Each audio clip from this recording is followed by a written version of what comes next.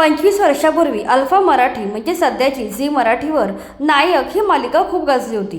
2000 साली खास लहान मुलांसाठी बनवलेल्या या मालिकेत दिग्गज कलाकारांची फौज पाहायला मिळाली होती।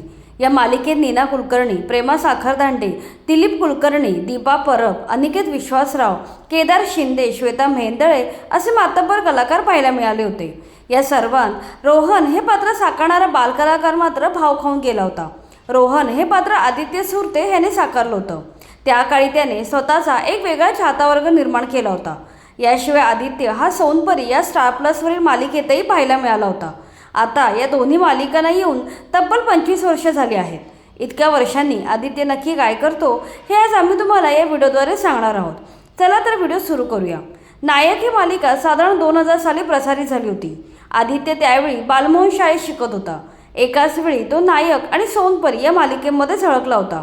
हे शो बंद झाल्यानंतर मात्र तो लाईमलाईटपासून दूर गेला। यानंतर तो कधीच कोणत्या शोमध्ये दिसला नाही।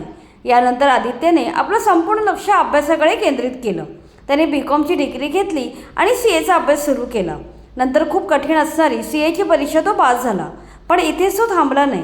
पुढे त्याने LLBची डिग्रीसुद्धा घेतली। नंतर त्याने मुंबईमध्ये स्वतःची CA फर्म उघडली।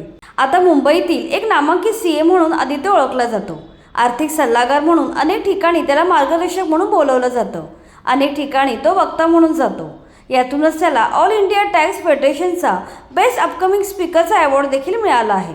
फायनान्स विषयावरचे त्याचे अनेक शोध निबंधसुद्धा प्रसिद्ध झाले आहेत। त्याच्या वैयक्तिक आयुष्याबद्दल बोलायचे तर आदित्यने गायिका, व्हॉइस आर्टिस्ट आणि अभिनेत्री हेतल वारियासोबत 2017 साली महाराष्ट्रीयन पद्धतीने विवाह केला। पुढे त्यांना कावेरी नावाची मुलगी झाली। हेतल बॉलिवूडमध्ये व्हॉइस कोच म्हणून काम करते।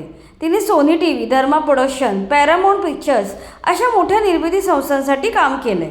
सध्या तिने एकलव्य आर्ट नावाची स्वतःची कंपनी स्थापन केली असून याद्वारे ती जगभरातील लोकांना ऑनलाईन व्हॉइस ट्रेनिंग देते।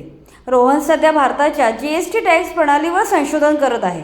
त्याने सादर केलेल्या संशोधनामुळे त्याला बेस्ट पेपर रायटरचा सुद्धा अवॉर्ड मिळाला आहे। अशा प्रकारे नायक मालिका गाजवणारा छोटा रोहन आता CA बनला असून कमी कालावधीतच आर्थिक क्षेत्रातील एक तज्ज्ञ म्हणून नावारूपाला येत आहे।